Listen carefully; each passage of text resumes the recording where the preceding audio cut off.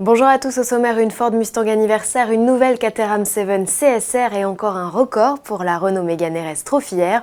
On parle aussi de la première Bentley Flying Spur vendue et de la première course automobile de l'histoire.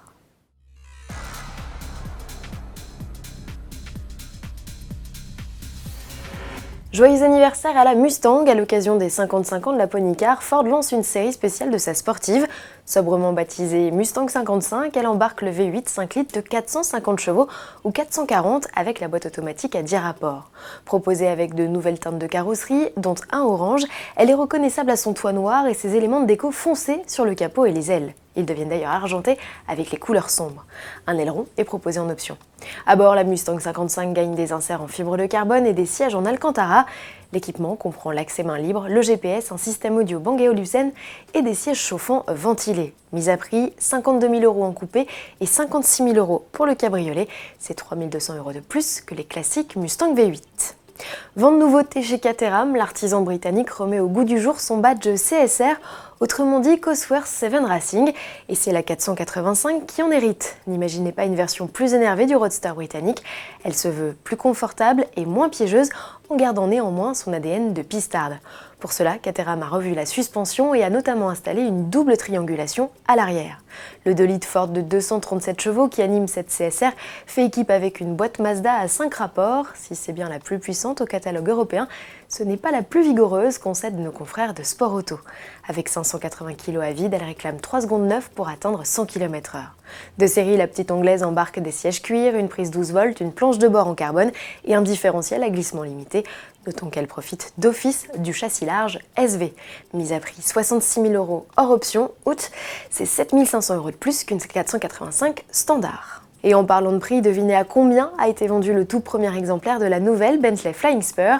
Réponse 700 000 €. Il s'agit de l'une des First Edition, une série spéciale de lancement suréquipée. Le pendant 4 portes de la Continental GT a été adjugé lors d'une vente caritative organisée par la fondation Elton John Heads. Les fonds seront reversés à cet organisme qui lutte contre le sida. La Mégane RS Trophy R de nouveau en piste. Après le Nürburgring, la compacte Renault de 300 chevaux s'est lancée à l'assaut du circuit de Spa-Francorchamps en Belgique. Objectif, battre le record des tractions sur la piste. Pour mener à bien la mission, le constructeur a fait appel à son pilote de développement, Laurent Hurgon. On lui doit déjà le record sur la boucle Nord en mai 2019.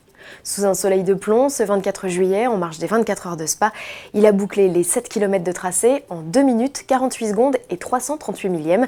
Il bat de plus de 5 secondes l'ancien chrono de référence établi en 2018 par le Belge Bertrand Baguette au volant d'une Civic Type R. C'est la deuxième fois que la Française ravit un titre à la Nippon. Reste à savoir si Honda ripostera ou non. Pour finir, sport auto et histoire, ce week-end c'est aussi le Grand Prix F1 d'Hockenheim en Allemagne.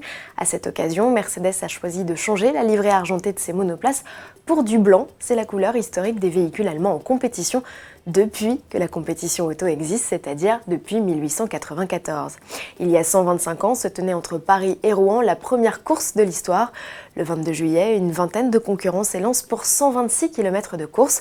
Le moteur à combustion en est encore à ses débuts et équipe seulement 15 machines. Il faudra près de 6 heures aux concurrents pour allier l'arrivée. Au final, 2 véhicules se partagent le premier prix, une Peugeot et une Panhard Levasseur, toutes deux équipées d'un bicylindre en V Daimler d'une puissance maxi de 3,5 chevaux.